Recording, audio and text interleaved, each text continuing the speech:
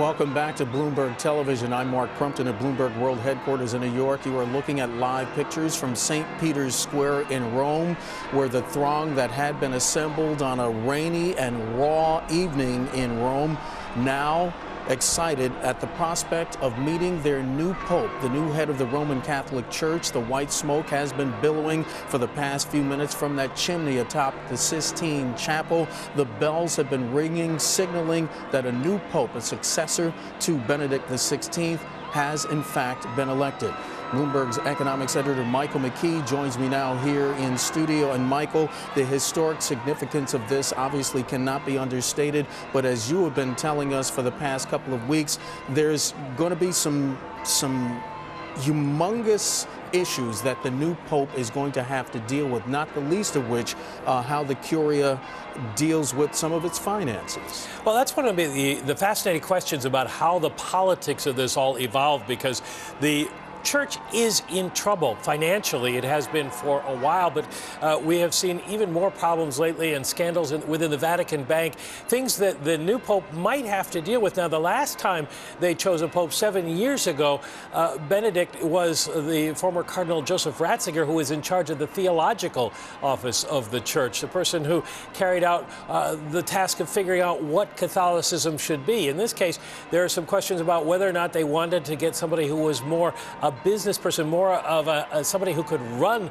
the organization and get the right people in place to clean up some of the problems. Now, on top of the financial problems, they have the sex scandal problems, and that's also something that the new pope is going to have to deal with. And Michael, it was interesting, some of the people I've been interviewing over the past couple of days, Chester Gillis among them, the professor of theology at Georgetown University, he likened this to picking a CEO. At some point, you have to at least run the business, but then there's also the task of making the faithful adhere to the dictates of the church. And again, it brings up interesting questions as to who has been chosen, because the church is so diverse right now.